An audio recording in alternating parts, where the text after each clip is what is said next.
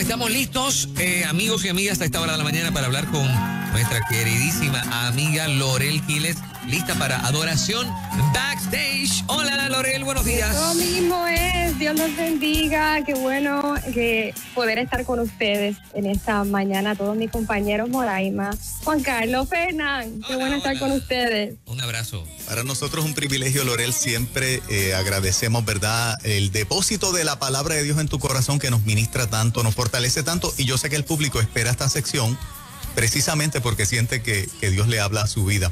¿Qué tema ha puesto Dios en tu corazón esta mañana para traernos? Sí, Juan Carlos, pues mira, hoy vamos a hablar acerca de la rudeza, la dulce rudeza de Jesús. Así he titulado este tema, la dulce rudeza de Jesús. Interesante, ¿verdad? Me encanta ese título.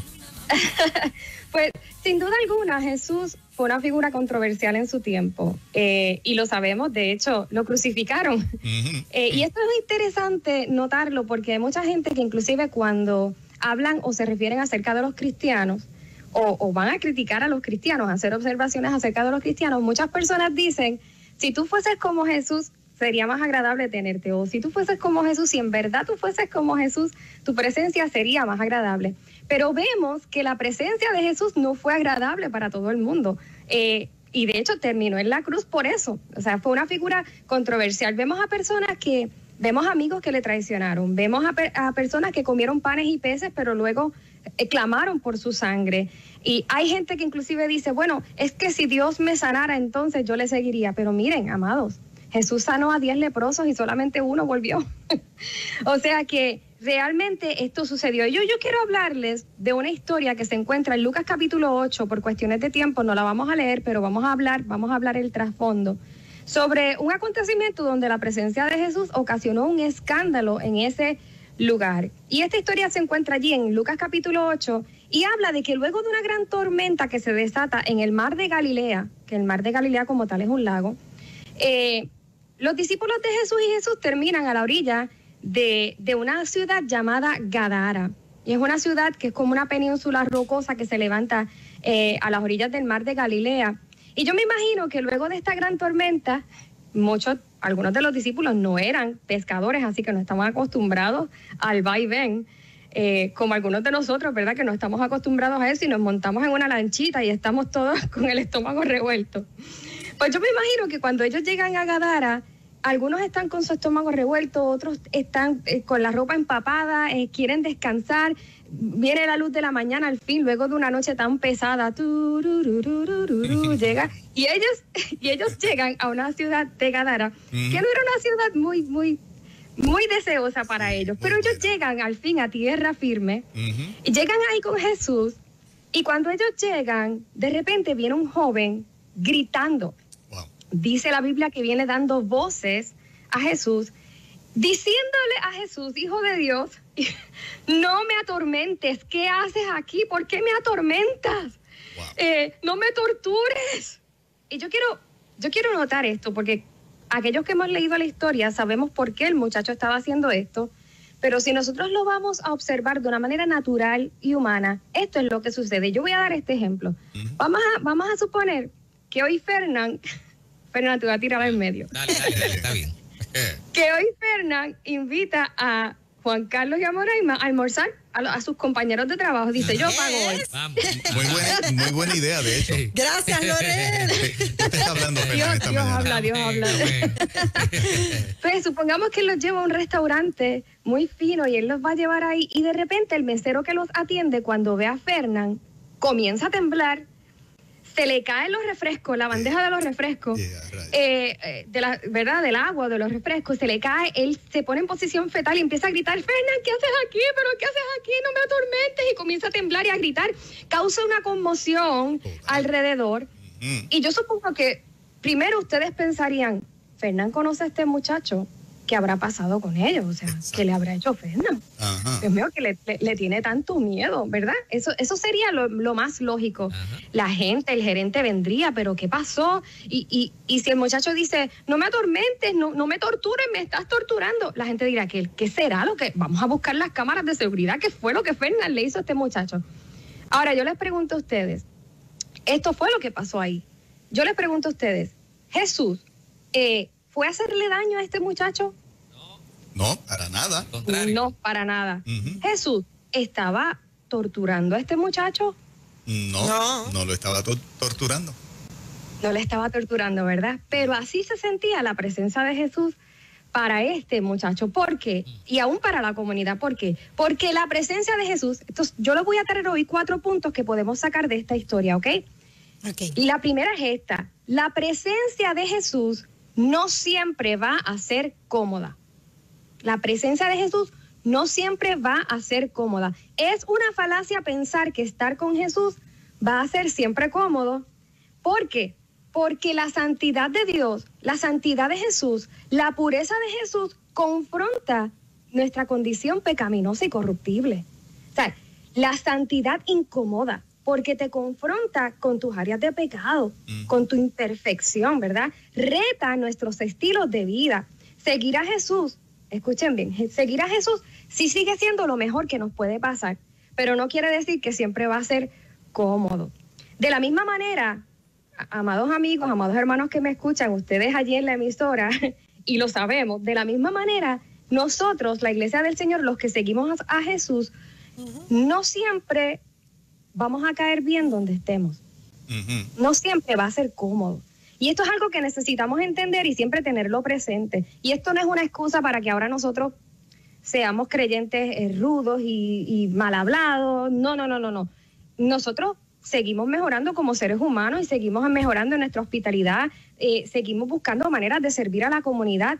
Pero hay una verdad bíblica que a nosotros no se nos puede pasar por alto, y es que la luz siempre va a incomodar a las tinieblas. Donde tú enciendes una luz, siempre va a haber una reacción cuando hay tinieblas. Y lo podemos ver aún en nuestro tiempo, ¿verdad? Nosotros como iglesia, y yo lo digo a mucha honra, porque a pesar de todas nuestras imperfecciones como seres humanos, la Iglesia del Señor siempre es la primera, por ejemplo, de moverse en tiempos de huracanes, ¿verdad? En tiempos de emergencia, la Iglesia está ahí. O sea, nosotros ofrecemos albergue, somos centros de distribución de alimentos.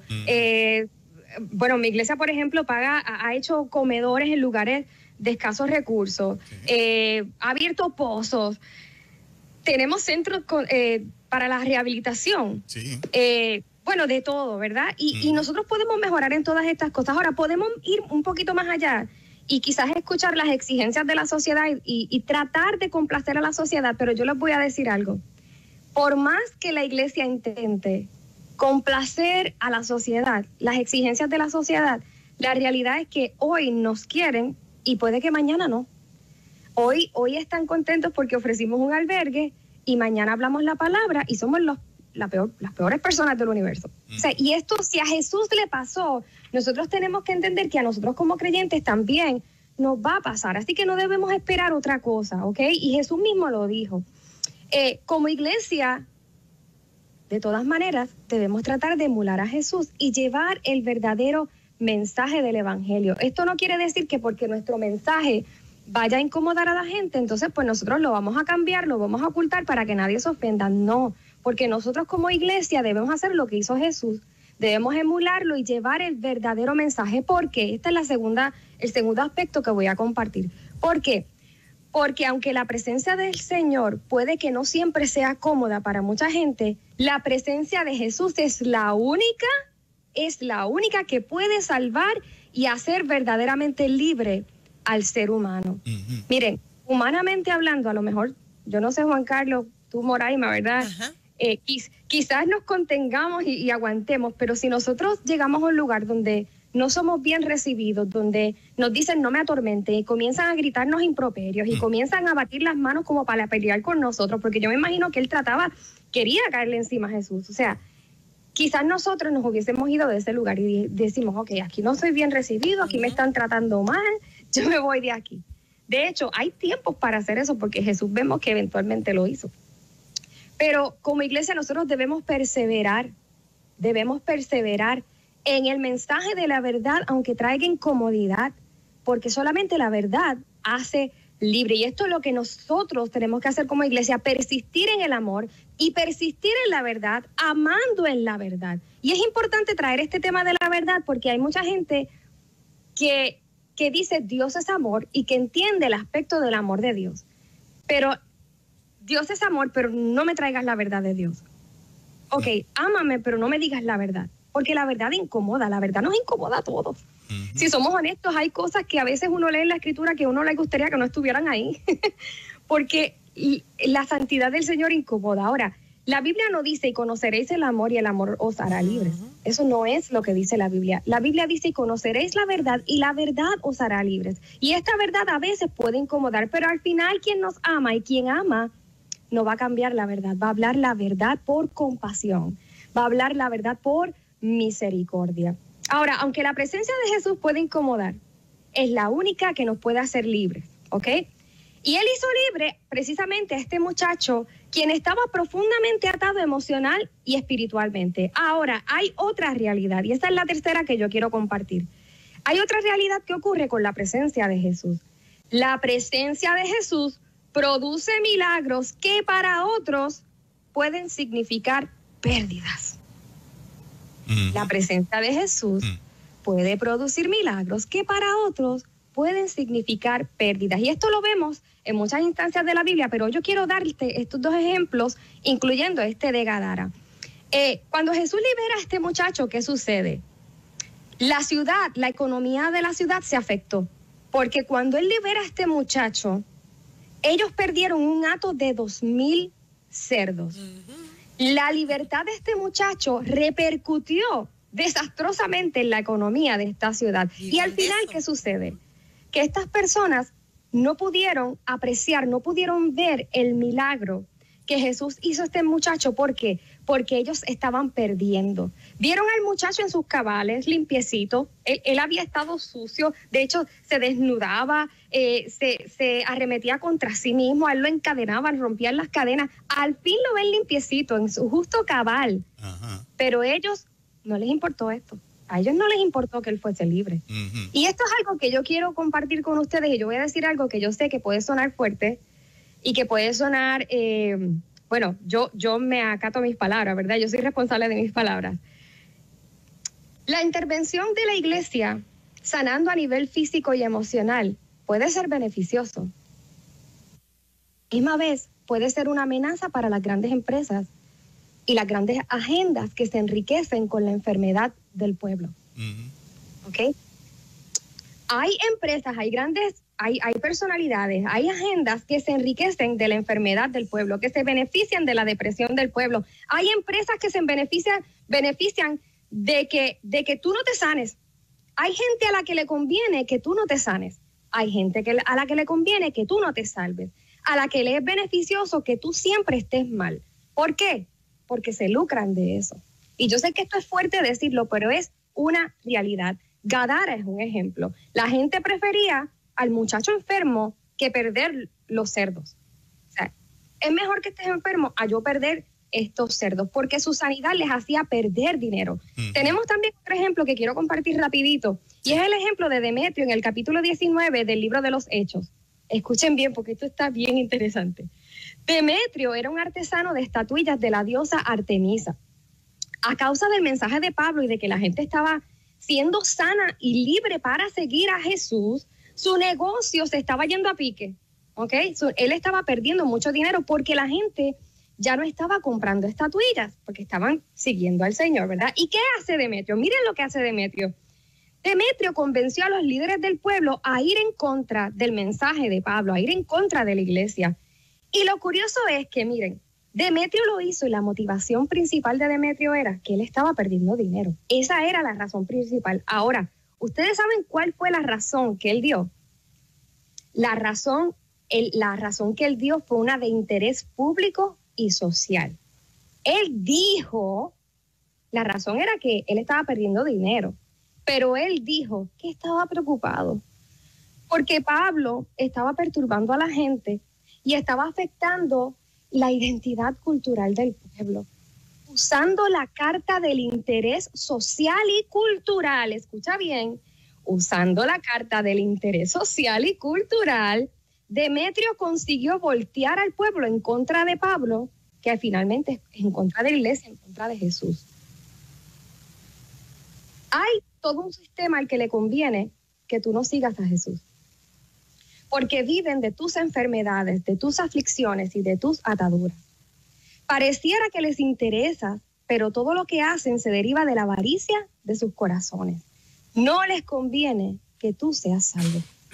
Pero Jesús ha venido a desenmascarar las obras de las tinieblas. Él ha venido para traer libertad a los cautivos, vista a los ciegos, aunque la economía de otros se vaya a ajuste por causa de ti. Así es el avance del Señor, por amor a ti. Aleluya, ¿verdad? Nos podemos regocijar en eso. Amén, amén. Ahora, hay una cuarta cosa y última cosa que quiero destacar aquí. Ciertamente, seguir a Jesús produce milagros y pérdidas en algunos sentidos. Unos, por seguir a Jesús, tuvieron que tirar sus redes. Otros tuvieron que dejar sus bueyes. Alguien tuvo que dejar atrás su capa, su cántaro. Pero todos aquellos que creyeron y estuvieron dispuestos a negarse a sí mismos, descubrieron que seguir a Jesús era su mejor ganancia. ¿Por qué? Porque ellos pudieron descubrir que la presencia de Jesús produce ganancia de la pérdida. Solamente la presencia de Jesús produce ganancia de la pérdida. Y quiero referirme a estas palabras de Jesús, que aunque parecen las más rudas, y por eso traje este título, La dulce rudeza de Jesús, aunque parecen las más rudas, son las palabras más dulces y misericordiosas del universo. En Mateo 16:24, él dijo, aquel que quiera venir en pos de mí, niéguese a sí mismo, tome su cruz cada día y sígame. Si nosotros leemos esto, puede sonar muy fuerte. De hecho, hay personas que prefieren ya no hablar de estas palabras de Jesús, ¿verdad? Prefieren decir otras, pero no estas. ¿Por qué? Porque parece como que muy rudo, ¿verdad? Jesús, sin embargo, y esto es algo que yo les quiero traer con todo mi corazón, y si hay algo de este mensaje que se les queda, esto es lo que yo espero que se quede. Jesús no nos pide negarnos a nosotros mismos por mero capricho. Él no nos está pidiendo esto porque a él le encanta hacernos sufrir. Es todo lo contrario. Exacto. La Escritura dice en Jeremías 17:9, engañoso es el corazón del hombre, más que todas las cosas, y perverso. Nuestro corazón es perverso, capaz de muchísimas cosas. Tu corazón, y eso es lo que el Señor te está diciendo, cuando Él te dice, niégate a ti mismo, Él te está diciendo, ¿sabes qué? Tu corazón te engaña. A veces hoy te dice que eres bonita, pero mañana te dice que eres fea. A veces dice que tú eres capaz y mañana te tira al piso. Así es nuestro corazón. Hoy se siente máximas y mañana está en el suelo. Y Jesús dice, niégate a ti mismo y sígueme a mí. No, tu corazón te engaña. Yo soy la verdad. Él te ama lo suficiente para decirte, no sigas tu corazón, sígueme a mí, porque yo soy el que tiene palabras de vida para ti. La Biblia también dice en Proverbios capítulo 14, versículo 12, hay caminos que al hombre le parecen perfectos. Esto es lo que dice Proverbios capítulo 14, versículo 12. Hay caminos que al hombre le parecen perfectos, pero su fin es camino de muerte. Jesús nos está diciendo, hey, tú crees que eso que deseas y que tú quieres hacer te conducirá a lo mejor, pero yo sé que no. Yo sé que lo que tú escoges naturalmente y hacia el lugar donde se inclina tu corazón es la muerte. Yo te pido que te niegues a ti mismo y que me sigas a mí, porque yo soy el camino a la vida. Yo soy la vida, yo soy la verdad. Así que cuando el Señor nos pide a nosotros que nos neguemos, realmente nos está diciendo, hey, sálvate de ti mismo siguiéndome a mí, porque tu corazón te engaña y tu voluntad te lleva a caminos de muerte. Y cierro diciendo esto. La presencia de Jesús puede que no sea cómoda para mucha gente y no es cómoda para nuestra condición de pecado, porque Él desea sacarnos de ahí. Por eso es que nos incomoda, porque Él desea transformar nuestro corazón. La presencia de Jesús es la única que trae libertad. Es la única que trae libertad. Ningún sistema puede hacer lo que hace el Hijo de Dios. Si el Hijo de Dios, dice la Biblia, os libertare, seréis verdaderamente libres. La presencia de Jesús puede provocar pérdidas. Pero solo aquellos que deciden creerle, negarse a sí mismos y seguir a Jesús podrán entender que su presencia es la única que trae ganancia de la pérdida. Ningún Demetrio, ningún sistema está más interesado en tu bienestar que Jesús. Y hoy yo te invito a que aceptes la invitación de seguirlo. Wow. Hermoso. Lorel, me hiciste acordar de un texto bíblico que dice más o menos, lo estoy parafraseando, todo aquel que quiera salvar su vida, dejando a Cristo fuera, la perderá. pero todo el que esté dispuesto a perderla por Cristo, la ganará. Poderosa palabra como siempre, y qué bueno que Jesús tiene aparentes cosas duras, pero al final son parte de la muestra de su amor. Me encanta también la escena cuando Jesús le dice a parte de sus seguidores, ustedes me están siguiendo porque les quito el hambre, ¿verdad? Porque les lleno la barriga. Parece una palabra dura. Para mí es una frase llena de amor. Jesús le está diciendo, reaccionen. Más que comida, yo soy el que sacia vida. Yo soy el que los sacia para vida eterna. Ustedes no me han descubierto y andan detrás de mí. Acaben y descúbranme. Es como un entre líneas que yo veo. Claro. O sea que Jesús parece que tiene una palabra dura, pero realmente lo que está tratando es de sacudirnos para que veamos su amor. Y me encanta, ¿verdad?, como tú traes, ¿verdad?, la historia del Gadareno en este contexto, porque toda esta comunidad no vio el gran milagro. Vieron más que el billete y se perdieron al que verdaderamente era la ganancia para toda esa comunidad. O sea, ¿con qué ellos podían pagar a Jesús? Se quedaron con la mente cortita pensando en lo económico, en los lechoncitos que se fueron por el barranco, tú sabes. Y la situación también es que cómo a veces la sociedad puede percibir otras cosas como ganancia o a otras personas en la comunidad como Demetrio, ¿verdad? Como ellos se volcaron a Demetrio y Demetrio realmente no estaba interesado en el bienestar de la comunidad, estaba interesado en su propio bienestar. Y traigo esto porque a veces esto está sucediendo en medio nuestro. Hay muchas personas que piensan, aquel me ama porque me quiere dar esto, ¿verdad? Porque me quiere dar tal medicina, pues entonces me ama, pero Jesús te quiere sanar, o sea, sí, Jesús te quiere libertar. Y aparentemente Jesús parece más rudo que otros líderes, ¿verdad? A veces el evangelio parece más rudo que otras propuestas, que otras agendas, pero la realidad es que solamente el Hijo de Dios nos puede hacer libres y no hay nadie más interesado en nuestro bienestar que Él. Amén. Nadie. Eso es así. Lorel, ¿cómo la gente hace contacto con tu ministerio?